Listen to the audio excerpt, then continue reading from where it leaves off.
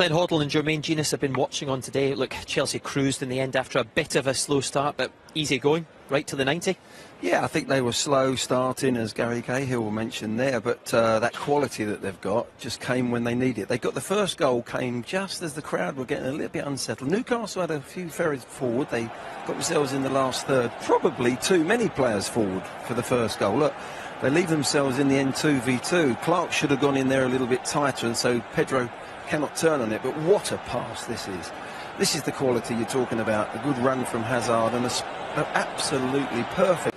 Give him the confidence. Yeah, he's loved the cup competitions this season so far, Batshuayi. But defensive side of things, the way Rafa set Newcastle up today with the back three, they can't concede a goal like that, can they? At 0-0. No, it was a poor goal to concede. The second goal was almost identical as well, which they conceded. Players kind of out of position, not tracking back with the urgency that I think Rafa would expect. Actually, Clark does the right thing this time. He's in on top of Pedro, wins the ball. Now, once Clark has gone into that advanced position, number one, you've got to retain possession of the ball. That's the most important thing. And secondly, you've got to have players that are aware to cover your back. We've highlighted Haidara here because that's just not good enough for me. He can see that they're in trouble, and that's three-quarter pace. That's not sprinting back to try and help out your side. And as Glenn said, from Michy Batshuayi's point of view, got himself into a great position. Got a little bit of pure effort there. No, that's pure effort, and also I don't think Newcastle really knew how to play that back three and wing backs with the ball or without it. More importantly, when you're playing against a quality team without it. So he was constantly out of position. But you see Clark go in there. The second time he goes in, but then when he wins it, he goes in front of the ball. He should have just supported the ball from behind, and there's not a problem. And they're the little things. If you get wrong against top quality, you're punished. 2 goals for Batshuayi on the day. Let's just, I guess, look back on his full 90 minutes, his full time on the pitch today, Jermaine, because at the start, well, it was sloppy, it was a bit slow from him, and you were wondering, was a lack of confidence. Yeah, it was a bit sloppy, but I think, as Gary Cahill mentioned, I think that sloppiness was throughout the whole squad, not just Michy Batshuayi. There were just certain incidents where you're thinking, go on, just plant your feet, get hold of it, bring people into play. But that's what happens sometimes when you're not playing on a regular basis. But he grew. As soon as he got that goal, you could see within himself the confidence grew. The players were trying to find him far often. He was making the correct runs, and good runs at that. And he was prepared to take more responsibility. And I thought, Glenn, that his performance as a whole just really grew. I don't think it started 2 games in a row for Chelsea. Glenn, does he now deserve a run in the team, particularly with Morata out injured? I guess it depends what happens in this window. Yeah, I think if anyone else comes in, he'll be very disappointed. But at least he's doing his job. He's putting the ball in the back of the net, and he's playing with a bit. It's good to see a player not start so well, but not turn it in, not have the confidence to turn his game round. And he turned his game round terrifically. He's ended up with 2 goals, and he was playing at his very top level then.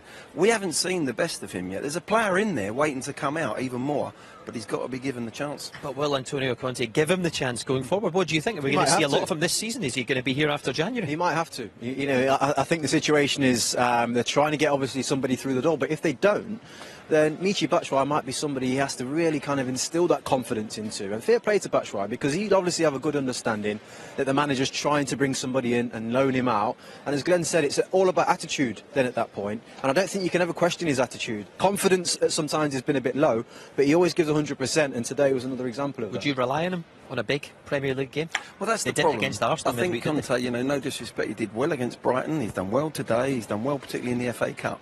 But if there's a Champions League, Barcelona coming, will he be? Is that where Conte? I think Conte wants more quality to be brought into this squad, to catch your Cities, to catch your Uniteds in the depth that he's got. That's what he's wanting, and I don't think he sees this lad as somebody at the very, very top. Do you think it's as simple as then one striker comes in, then one goes out? Possibly, yeah. I think a manager wants players in. If you can get them in and get your bodies around you, you're nice and secured. But if one has to go out, then so be it. But they're certainly still looking at trying to bring someone in, aren't they? I think Dzeko is the one that they're talking to. Yeah, we'll see. Roma are playing later on BT Sport. We'll see if he starts, see if he's involved in that game. But would Dzeko be the right move when you see what Batshuayi can do? I think Dzeko is a top player. I think he had a fantastic season last year for Roma. We've seen the damage that he can do, even in the Champions League this year. Here at Stamford Bridge, we got a real good opinion of his ability. He's played in the Premier League already. He knows what the game's about, and I think he seems to be looking for size and stature as well with the players that were mentioned. I mean, Morata is a player that can be a hold-up man also, but I think we're talking about here a player that is right at the top end when you come into strikers, and this is obviously... He was top quality this night. We covered the game. Look at that for movement. What a goal this is. Not only the movement, but to finish with confidence and aplomb. And then, again, in the air, you can put the ball in the air. He's good in the air. He's strong, gets across the front of players. And the one thing he's always had, he's been a bit greedy, but I like that. He wants to score goals. Is he enough from Morata? Look, maybe they don't need to search for something completely different. Maybe they just feel that Morata's form may be a bit too up and down, and Dzeko can bring that consistency, you know, that they're going to need, especially in this back end of the season with the pivotal games that Chelsea have got to save the season. Yeah. Okay, so it was 2-0 at that point, and then it was 3, and Alonso. And actually, you called it, didn't you, right away? Listen, this guy is now going into that he's coming into a situation where teams are going to have a serious conversation about where they give their free kicks away. He's that clinical. I mean, I know it's easy to say now that I said, look, this is 3-0, but it's a perfect position for Alonso to hit that ball. I'm going to be a little bit... I love what he does. He does it every time. He's beaten the goalkeeper for pace. It's not gone in the top corner for me. If it doesn't go in the top corner, you're looking at your goalkeeper. And I think Darlow's feet hasn't moved. He's a one little step. To make a save as a goalkeeper, it's your feet that have to move first. Everyone watches the save, but he didn't get his feet moving quick enough to get across. He had no chance. It's a great strike. The pace is beating him, but do you think he should be on the move quicker? It's nowhere near the top corner, no, absolutely not. I just think sometimes Alonso, the way he hits the ball, I get what Glenn's saying, but it's that flat and kind of hit with that much pace. It can be difficult, but you're right, you saw there, it's not in the corner, so it must be the pace that beat Darlow. Wasn't on the bench today for Newcastle. I think he's out injured. Woodman was on the bench. There's still a lot of talk. Does Rafa need to go out and get a goalkeeper? What are your thoughts on that? I think he likes a goalkeeper that plays it out from the back, Glenn, but do you think that's a position they need to target? Hey, listen, at the moment, I'm not so sure that's the way to go. If you're down the bottom in a relegation fight, you're putting a lot of emphasis and a lot of pressure. If you're in mid-table and you're looking to get points and play out from the back and players are comfortable, it's not just the goalkeeper that needs to be comfortable, it's your centre-backs, whether you're playing 2 or 3 and your full-backs. I don't think that's the way Newcastle need to go. He's got to get points on the board, and sometimes playing in the opponent's half is what you need. And I don't see him really worrying too much about that. I think he'll be looking to strengthen the outfield players. Would you be after a goalkeeper as well, Jermaine? No, not right now. I'd be going for somebody at the top end of the pitch that I know can score goals. I think that within the team, they've got something there where they can be strong, they can be resolute, and they can be creative. But they get to a certain part of the pitch, and I think you're not going to score. You haven't really got that number 9, that real goal scorer within your team that's going to put the ball in the back of the net. And that epitomised today, because I thought at times they were decent. I thought Newcastle today, but then they get into certain areas and it just fizzles out. You wondered where the goal was coming from, didn't you, Glenn? And it didn't come. You know, you've got Shelvey hitting the box there, and Richie was floating in and around, but Jermaine's right. They need a real good centre forward that wants to get across the front of people. Look, they're hesitant in their movement, and sometimes they've got to maybe play 2 up front and go with a diamond and put some pressure on people, especially when they're at St James's Park. If they're going to get out of trouble, this is an away game at Chelsea. This is different. Maybe it's a bit more tactical when they're getting bodies forward, but they've got to look at where are they going to get enough points on the ball. They've got a passionate crowd, and put 2 up against them and play a little bit in the opponent's half. That crowd will get behind you, and they might get themselves out of trouble, even without buying players. Gale doesn't look as if he's going to get a goal at the moment, does he? Hoslu off the bench. Perez not involved today, but lack of depth there. Not a lack of numbers, but a lack of depth, do you think? Look, I think it's clear as day, you know, that this Newcastle squad is a weaker squad than they've had in the past. It's as simple as that. Now, they have the numbers, but what he just needs, I just think that one bit of quality, that one player can really turn this team on its head and give them some confidence going forward. In those clips we just saw there, John Joe Shelvey's had a couple of chances, and Chancellor Mbemba.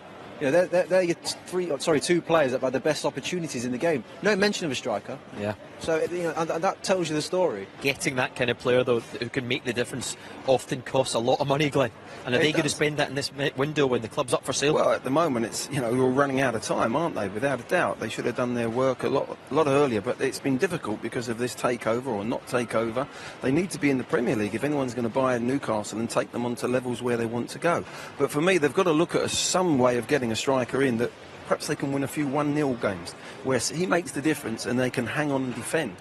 They're in a battle at the moment to survive in this league, and as I said before, they spent more money getting out of the Championship than they have to stay in the Premier League, which doesn't make sense to me. Nikolai Jorgensen, the Feyenoord player, the Danish international, it looks like he is the one they're after. Jermaine, there's talk of a £15 million bid. He started today for Feyenoord, and apparently the Dutch side have actually set a deadline, I think, for tomorrow. If the deal is going to get done, it needs to get done right away. But surely if there's any hope of a deal, he wouldn't have been playing today. Yeah, I would say it doesn't look good from probably both points of view. Even if the player was desperate to make the move, I would have doubted very much that he would have started in today's particular game. And it also gives you an example of probably how far down the line the conversations are, because if Feyenoord are actually interested, then they wouldn't have wanted to risk any type of injury to him today either. So, I mean, that doesn't look like good news for Newcastle right now, but I mean, in January things turn within minutes. Just briefly, it does look like he could be a focal point, though, a bit of a target man for him. He's got good presence. Yeah, you can put balls in there. That the couple of balls that we saw him put into the box today would have been perfect, wouldn't he? So he's got a bit of presence, and he's got a touch. If he's got a good touch about him as well. Obviously, playing in that league is completely different to the Premier League. Can you score in this level? But they've got to get the business over the line. Hey guys, thank you very much for now. Lots still to come from Stamford Bridge before we're finished. A few short answers there. He doesn't want to talk about it. Des asked the right question though. What happens if no more transfers are made for Rafa? Look, I envisage that Rafa will still continue to do the best possible job that he can do. It's not very often, Darryl, you see these days managers walking away. Not for a big pay package. Well, potentially. Look, I think there is that. I don't think people can question Rafa's honour, so to speak, in terms of what he's done with the club. He went down with the club, he brought them back up, and he's been told that he's been assured of certain things that would happen, and he's not been given that. I still feel that he will do the right thing, stay with the club for the foreseeable, and do the best to keep them within this league. After that, I'm not so sure. Would you agree with that? Yeah, I think he'll get on with the job. I think he's already alluded to that. He knows the passion of the supporters up there. I think he enjoys that. But he can see where, like we all have seen for many, many years, where Newcastle could go. With new ownership, maybe, with some quality players again. But, we needed him in the Ashes, didn't we? The way he straight batted those questions back from Des. I wonder what kind of mood Antonio Conte's in after this game. He's also right now with Des. A young player, and it's important to have great patience in this case. Okay. Don't have long left, Glenn, but are they all in for this cup now? Best chance of domestic silverware? Yeah, without any shadow of doubt. You see them play from now on. It'll be a strongest team. Try and get to the cup final. Players and managers want to win silverware. They do, they do. Guys, thank you very much. Enjoyed your company all day today. Hope you enjoyed our coverage of the FA Cup 4th round. We finished with a Chelsea victory at Stamford Bridge, and we'll see you again for the next round. Bye-bye for now.